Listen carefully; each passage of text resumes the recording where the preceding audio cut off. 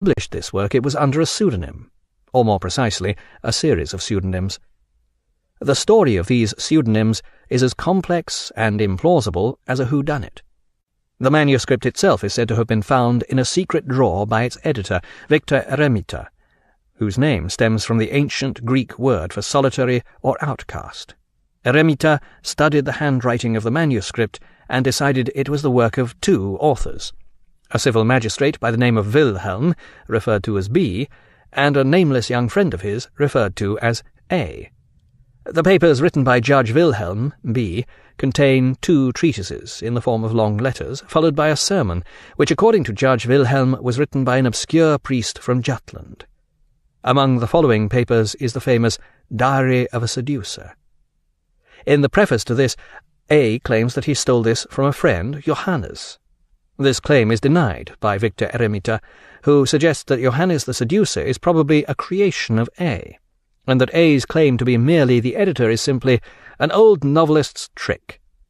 But Victor Eremita complicates the issue still further by suggesting in his preface to the entire work that his own editorship may be a similar disguise. Once again, Kierkegaard had found himself in a pickle, which he characteristically worked up into an agony of indecision. Put simply, he wished to hide behind a pseudonym, yet at the same time he wished to make it obvious that this was a pseudonym, or series of pseudonyms.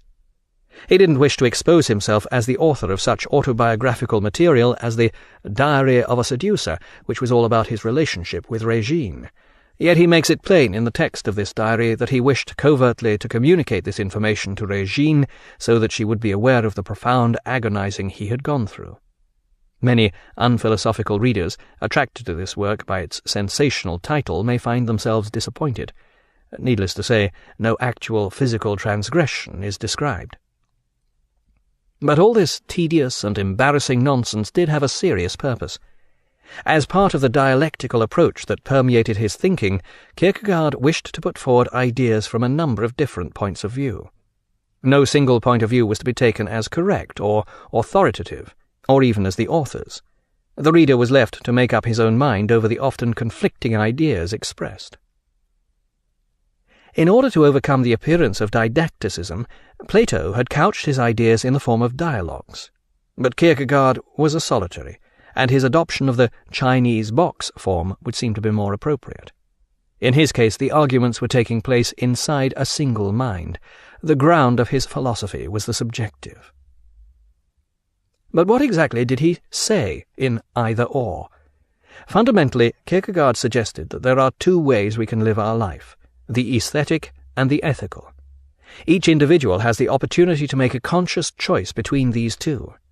Here lie the seeds of existentialism. In making this choice, the individual must accept full responsibility for his action, which will characterize his entire existence in the most fundamental manner. Individuals who choose the aesthetic viewpoint basically live for themselves and their own pleasure. This need not be a shallow attitude to life. In working for our own pleasure, we almost invariably work for the pleasure of others too, if we are thinking in the longer term. Indeed, it could be argued that the scientist who selflessly dedicates his entire life to curing a painful disease, sacrificing personal, domestic, and social pleasure in the process, is also living the aesthetic life, if he does this simply because he enjoys scientific research.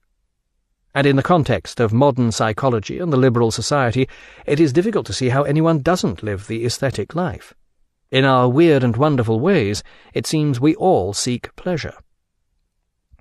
Kierkegaard's lack of empathy with this point of view was characteristic of his time and place, pious pre-Freudian Scandinavia. But his analysis of what it means is subtle and profound. He knew what he was talking about. He had lived this way in his student days and was still racked with guilt over the element of it that remained in him. On a basic level, the individual who lives the aesthetic life is not in control of his existence. He lives for the moment, prompted by pleasure. His life may be self-contradictory, lacking in stability or certainty. Even on a more calculating level, the aesthetic life remains experimental. We follow a certain pleasure only as long as it appeals to us. The inadequacy of the aesthetic viewpoint is fundamental. This is because it relies upon the external world. It expects everything from without. In this way it is passive and lacking in freedom. It relies upon things that remain ultimately beyond the control of its will, such as power, possessions, or even friendship. It is contingent, dependent upon the accidental. There is nothing necessary about it. If we understand such things, we see the ultimate inadequacy of the aesthetic existence. When an individual who lives the aesthetic life reflects on his existence, he soon realizes that it is lacking in any certainty or meaning. Such a realization often leads to despair. This despair may be repressed or ignored, and it can even be forgotten altogether by living a respectable bourgeois existence. In other cases, an individual may come to see this very despair as the meaning of his life. Perversely, he will reassure himself that at least this is certain. If nothing else, this is something of which he cannot be deprived. Like the tragic hero, he may even take solace that he is fated by nature to such despair. In this way, he can take pride in his heroic despair and achieve a level of tranquil understanding. But Kierkegaard is quick to point out the flaw in this seductive fatalism. By accepting it, we renounce something vital, something central to the very notion of our existence. We renounce even the possibility of freedom. By accepting that we are fated, we disavow responsibility for our own individual destiny. We are not accountable for our lives, we are mere pawns in the hands of fate. The way we are, the way we live, is not to our credit and not our fault. Kierkegaard is very good at detecting the subterfuges of self-delusion. In rejecting what he fundamentally believed during his student years, he had tried them all on himself. His stripping away of the layers of self-delusion points the way out of the aesthetic condition. We may find it difficult to agree with his ultimate conclusion, which was inevitably Christianity in a forbiddingly spiritual guise, but the steps by which he leads us along the way are compelling. For, most important, he is leading us out of the abyss of despair into a life where we take full responsibility for what we make of that life. The despair that Kierkegaard describes is a profound condition which has become increasingly prevalent in our time. Kierkegaard's delineations of this despair, the forms it takes, the psychological fallacies behind which it shelters, were highly prescient. His solution to it was equally radical. The only answer is to take full possession of one's existence and accept responsibility for it. This, rather than the ultimate Christian message, was Kierkegaard's most influential contribution, and it was to become even more important in the century after he died, as the individual increasingly lost his faith in God, found his very existence threatened by determinist psychology, drowned in mass culture, and denied by totalitarianism, or lost in the complexities of science. Self-creation by conscious choice often seemed the only alternative to despair. In Kierkegaard's words, the way out of the abyss was to will deeply and sincerely. I have in general used the male he when outlining Kierkegaard's arguments. This does not indicate a limitation in these arguments, i.e. that they apply to only half the human race, merely a limitation in the English language. My choice of he rather than she is not entirely due to chauvinist bias, but is intended to reflect the deeply autobiographical nature of Kierkegaard's philosophy. In almost every instance, he had personally lived through the mental states, arguments, anguishes, and despairs that he describes. This leads us to the alternative to the aesthetic life, the ethical. Here, subjectivity is the absolute, and the foremost task is choosing oneself. The individual who lives the ethical life creates himself by his choice, and self-creation becomes the goal of his existence. Where the aesthetic individual merely accepts himself as he is, the ethical individual seeks to know himself, and to change himself by his own choice. He will be guided in this by his self-knowledge and his willingness not to accept what he discovers, but to try to improve upon it. Here we see the categorical difference between the aesthetic and the ethical. The former is concerned with the outer world, the latter with the inner. The ethical individual seeks to know himself and tries to turn himself into something better. He aims at becoming an ideal self. Precisely why he should choose to do this is unclear, unless we accept that in getting to know himself he is bound to become enlightened and thus wish to aim for a higher life involving a set of ethical standards. What is clear is that the ethical individual is no longer contingent, inconsistent, or accidental. He expresses the universal in his life. In doing so, he enters the realm of fundamental categories such as good and evil, duty, and so forth. Kierkegaard's argument by which the ethical individual moves from the absolute of subjectivity to this universal way of life is scarcely convincing. It assumes that we automatically recognize the ethical as superior, and that we are thus naturally attracted to it. As I have pointed out, 20th century psychology questions the former, and the latter implication involves the oldest moralistic fallacy of them all. That is, when we recognize something as good, we feel we ought to do it. But Kierkegaard makes his basic distinction between the aesthetic and the ethical clear enough. One is outer, contingent, inconsistent, and self-dissipating. The other is inner, necessary, consistent, and self-creating. This is convincing, apart from one basic flaw. We can never live an exclusively ethical life. There will always necessarily be an element of the outer and accidental about our lives. Even when we have chosen the ethical, an element of the aesthetic is bound to remain. By a process of dialectic, this very unsatisfactoriness concerning the ethical now brings about a third viewpoint, which is a synthesis of the previous two opposites, the aesthetic and the ethical. This Kierkegaard calls the religious, and he deals with it in his next book, Fear and Trembling, written under the pseudonym of Johannes de Silentio. In this work, Kierkegaard examines the notion of faith. This he characterizes as the ultimate subjective act. It is irrational, a leap beyond all possible justification. It has nothing to do with ethics or good behavior.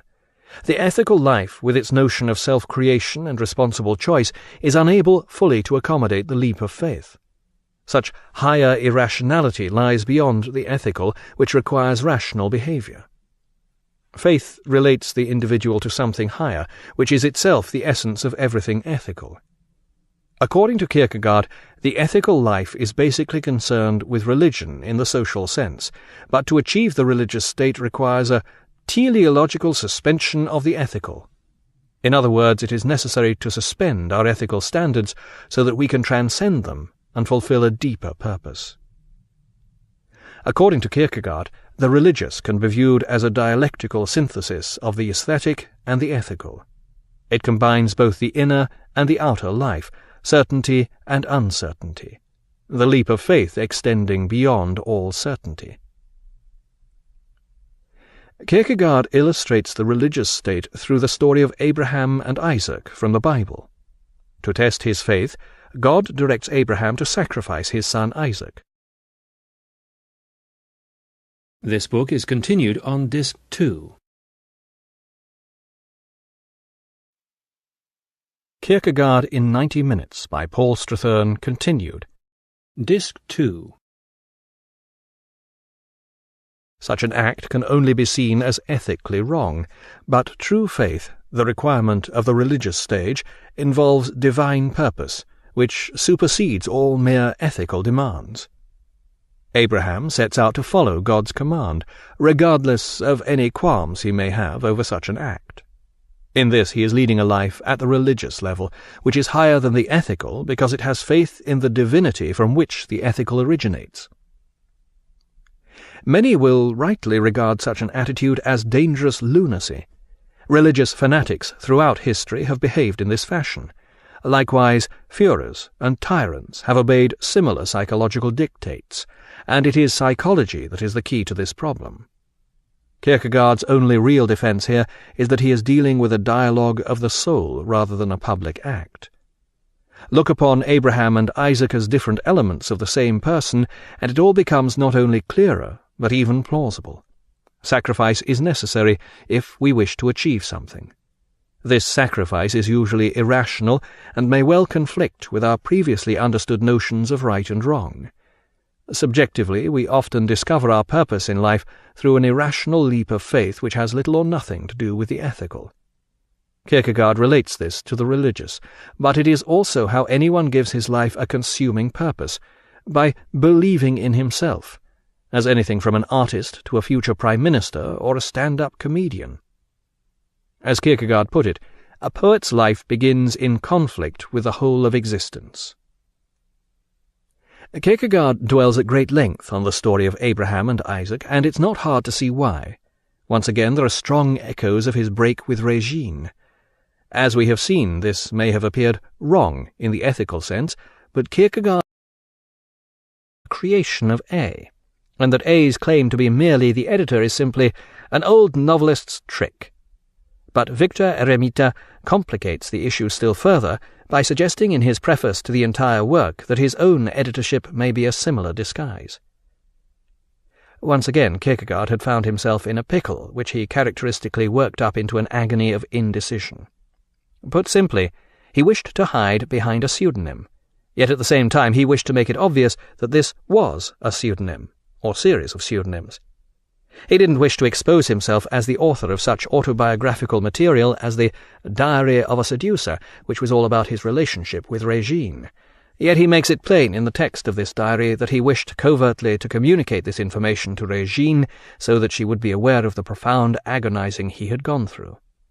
Many unphilosophical readers, attracted to this work by its sensational title, may find themselves disappointed. Needless to say, no actual physical transgression is described. But all this tedious and embarrassing nonsense did have a serious purpose. As part of the dialectical approach that permeated his thinking, Kierkegaard wished to put forward ideas from a number of different points of view. No single point of view was to be taken as correct or authoritative, or even as the author's. The reader was left to make up his own mind over the often conflicting ideas expressed. In order to overcome the appearance of didacticism, Plato and a nameless young friend of his referred to as A. The papers written by Judge Wilhelm, B., contain 2 treatises in the form of long letters, followed by a sermon, which according to Judge Wilhelm was written by an obscure priest from Jutland. Among the following papers is the famous Diary of a Seducer.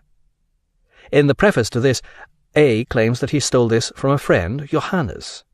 This claim is denied by Victor Eremita, who suggests that Johannes the Seducer is probably published this work. It was under a pseudonym, or more precisely, a series of pseudonyms. The story of these pseudonyms is as complex and implausible as a whodunit. The manuscript itself is said to have been found in a secret drawer by its editor, Victor Eremita, whose name stems from the ancient Greek word for solitary or outcast. Eremita studied the handwriting of the manuscript and decided it was the work of 2 authors. A civil magistrate by the name of Wilhelm, referred to as B,